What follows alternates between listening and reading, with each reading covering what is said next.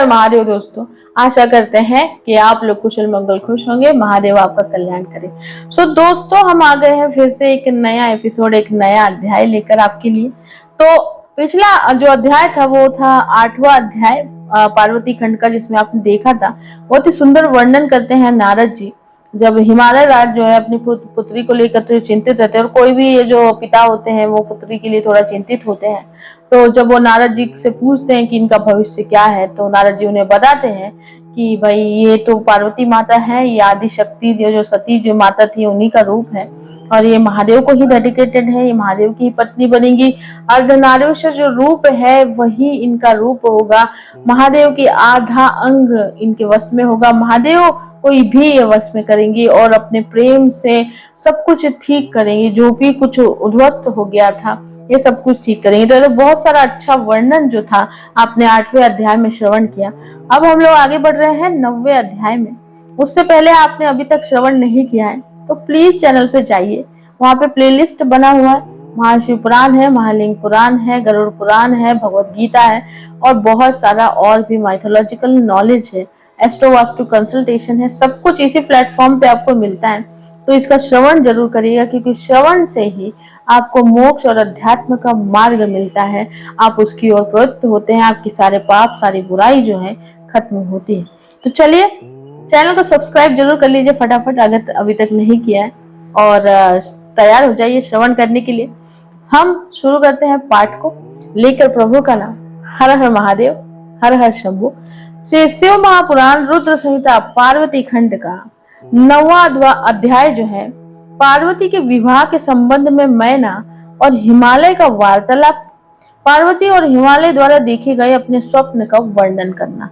तो नारद जी बोलते, हे विदे, हे तात, हे शिव भक्तों में श्रेष्ठ, हे प्राज्ञ, आपने करुणा करके भगवान शिव की यह अद्भुत कथा कही है, उससे मेरे मन में बहुत प्रीति बढ़ी है। हे विधे, जब दिव्य दृष्टि वाला मैं अपने स्थान को चला गया तब हे तात क्या हुआ, आप कृपा करके उसे मुझे बतलाइए।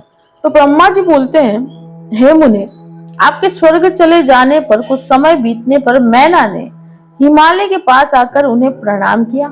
तत्पश्चात पुत्री को प्राणों से भी अधिक चाहने वाले साध्वी गिरिप्रिया मैना वहां बैठकर अपने पति गिरिराज से विनय पूर्वक कहने लगी।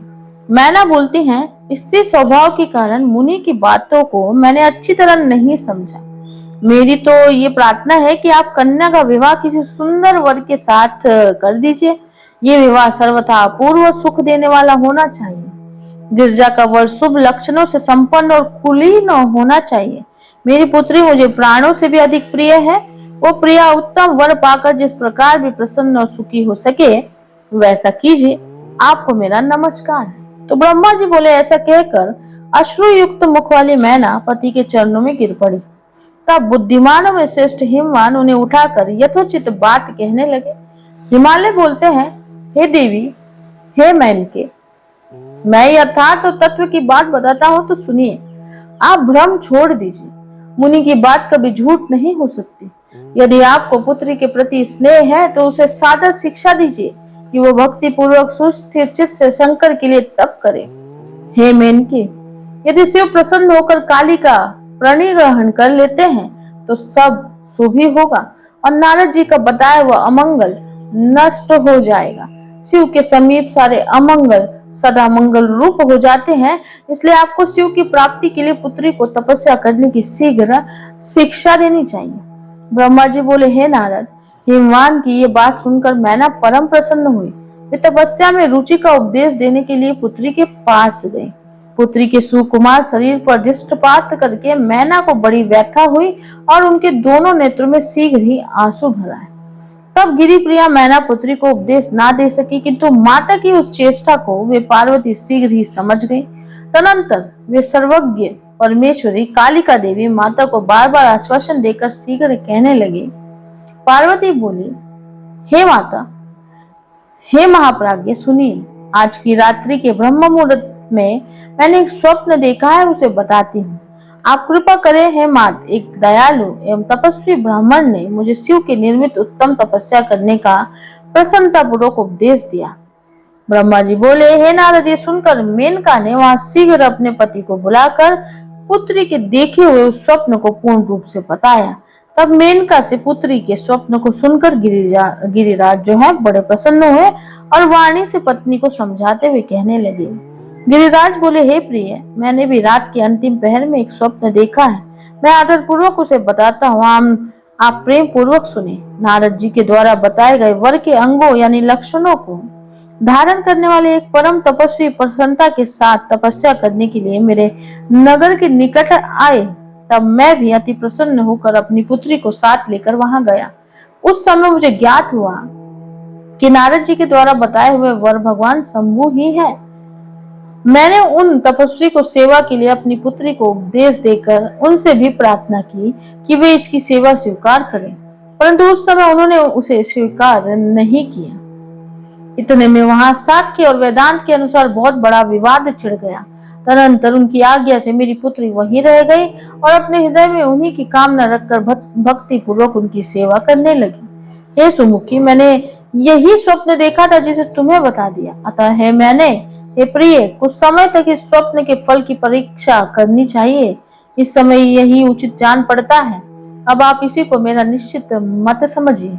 ब्रह्मा जी बोले, हे मुनीश्वर, ये कहकर वे गिरिराज तथा मैना शुद्ध चित्त हो कुछ काल पर्यंत स्वप्न फल की प्रतीक्षा करने लगी। इसके अनंतर अभी कुछ ही काल बीता था कि सृष्टिकर्ता तथा सज्जनों को गति देने वाले परमेश्वर शिव जी सती के विरह से अत्यंत व्याकुल होकर सर्वत्र घूमते हुए गणों के साथ तप करने के लिए प्रेम पूर्वक वहां आए। सती के प्रेम विरह में व्याकुल चित्त वाले वे अपना तप करने लगे। उस समय पार्वती अपनी दो सखियों के साथ उन्हें प्रसन्न करने के लिए उनकी सेवा में लगी रहती थी। उस समय उन आत्म स्वरूप शिव को मोहित करने के लिए देवताओं द्वारा भेजे गए कामदेव के बाणों से विद्ध होकर भी भगवान शंभु विचलित नहीं हुए। अपनी नेत्राग्नि से कामदेव को जलाकर मेरे वचन का स्मरण वे वही अंतर्धान हो गए। तत्पश्चात कुछ समय बीतने के बाद गिरजा के अभिमान का नाश करके पुनः उनकी कठोर तपस्या से प्रसन्न किए गए महेश्वर प्रसन्न हुए। उसके बाद विष्णु के द्वारा प्रसन्न किए गए रुद्र ने लोकाचार का आश्रय लेकर पार्वती के साथ विवाह किया और उस अवसर पर बहुत ही मंगल हुआ। पुनः ब्रह्मा जी बोले, हे तात, इस प्रकार मैंने संक्षेप में विंभु शंकर का अत्यंत दिव्य चरित्र आपसे कहा। अब आप और क्या सुनना चाहते हैं? तो इस प्रकार से शिव महापुराण के अंतर्गत द्वितीय रुद्र संहिता के तृतीय पार्वती खंड में स्वप्न वर्णन पूर्वक संक्षेप में शिव चरित्र वर्णन नामक 9वां अध्याय पूर्ण हुआ। हर हर महादेव, हर हर शंभु। तो दोस्तों, ये था पार्वती खंड का 9वां अध्याय, जिसमें आपने देखा कि किस प्रकार जो है माता जो है पार्वती माता की माता यानी मैना देवी वो बहुत ही चिंतित होती हैं और उन्हें लगता है कि भाई ऐसे कैसे पुत्री का विवाह किसी ऐसे वैरागी से कर सकते हैं जो मतलब शमशान में रहते हैं, जो कुछ सोना भी नहीं पहनते, जो ऐसे साधारण रहते हैं। तो हमारी पुत्री तो राजकुमारी है, तो फिर ऐसे कैसे कर सकते हैं? तो फिर वो जाते हैं हिमालय के पास और हिमालय राज को बोलती हैं कि भाई ऐसा मत करो, आप अच्छे किसी राजकुमार को देखो और हमारी पुत्री का विवाह कर दो, क्योंकि हमारी पुत्री ये सब अच्छा डिजर्व करती है। तो फिर उन्हें समझाते हैं, एक स्वप्न देखते हैं वो जो हिमालय राज होते हैं वो स्वप्न में ये देखते हैं। पहले जो थे स्वप्न जो है, सपनों का बहुत ही एक अलग इम्पोर्टेंस है। सपने जो है आपको फ्यूचर दिखाते हैं। सपने जो है बहुत लोग आपसे सपनों में कनेक्ट होते हैं। कुछ ऐसे लोग जो किसी और भी दुनिया के होते हैं वो भी आपसे सपने में कनेक्ट होते हैं। तो सपने जो है बहुत ही, और पहले के जो लोग हुआ करते थे सतयुग द्वापर ये सब जो लोग होते थे, ये इसमें सात्विक चीजें थी, तो उनको सपने समझ में आते थे, सपनों का मतलब समझ में आता था। तो उस समय वो देखते हैं सपने में कि महादेव ही जो है पार्वती माता के अधिकारी है, मतलब उन्हीं के साथ उनकी विवाह होने वाला है। तो यही बात वो मैना देवी को समझाते हैं और फिर पार्वती माता को प्रवृत्त करते हैं कि वो महादेव की आराधना करें। वैसे ये सब तो लिखा हुआ ही था, महादेव को तो पार्वती माता मिलनी ही थी, ये सब तो उन्हीं की माया थी और उन्हीं की माया से चल रहा था। वही कहते हैं ना, यहाँ पे जो हमारी पृथ्वी है ना, पृथ्वी के आदि से अनंत से लेकर कर्म से लेकर अकर्म से लेकर सब कुछ जो है उन्हीं की माया से चल रहा है। हम सब सांसें ले रहे हैं, हम अभी बोल रहे हैं, आप सुन रहे हैं, ये भी उन्हीं की कृपा से है, उन्हीं की माया से है। तो ये बहुत ही सुंदर अध्याय था। आई होप आप इसका श्रवण जरूर करिएगा। और नहीं किया है तो प्लीज चैनल पे जाइए, चैनल को सब्सक्राइब करिए और वहाँ पे प्लेलिस्ट है, आप सारा कुछ वहाँ पर आपको मिल जाएगा, आप उसका श्रवण जरूर कर सकते हैं। और ज्यादा टाइम देने की जरूरत नहीं है, 1 घंटा 2 घंटा कुछ नहीं बोल रहे हैं हम, बस 10 मिनट, और वीडियो भी हम आपका 10 मिनट 15 मिनट से कम ही बनाते हैं ताकि आप एक एक एपिसोड का भी श्रवण कर सके। एक एक एपिसोड का आप जैसे रील स्क्रॉल करने में आप 2-3 घंटे लगाते हैं ना, अब आधा घंटा भी, आधा घंटा छोड़ ही दीजिए, 10 मिनट ही बोल रहे हैं हम, 10 मिनट 12 मिनट भी अगर आप इसका श्रवण कर लेते हैं ना, तो आप यकीन मानिए आपकी जिंदगी बदलती चली जाएगी और बदलती चली जाएगी और आपको समझ में ही नहीं आएगी कि कैसे बदल गई। तो प्लीज इसका श्रवण जरूर करिएगा। एंड हम यही कहेंगे कि ये सब कुछ जो हम बोल रहे हैं, आप सुन रहे हैं, ये सब कुछ उन्हीं की इच्छा से है, महादेव की, और वो ही हम सबको सत्मार्ग पे ले जाते हैं, मार्गदर्शन देते हैं, सब कुछ हमें सही बताते हैं। तो इसीलिए हम लोग भी उन्हीं के अनुसरण कर रहे हैं और हम चाहते हैं कि आप लोग भी करें और अध्यात्म और अच्छी राह पे चले, बुराई का रास्ता छोड़कर अपनी जितनी भी सोल की जर्नी है, अपनी आत्मा की जर्नी है, उसका पाप का नाश हो। तो हम लोग को इसी माध्यम से पाप का हमारे नाश होगा और हम लोग को अच्छाई रास्ते पे हम लोग चलेंगे। तो चलिए इसी शुभ विचार के साथ इस अध्याय का यहीं पे अंत होता है।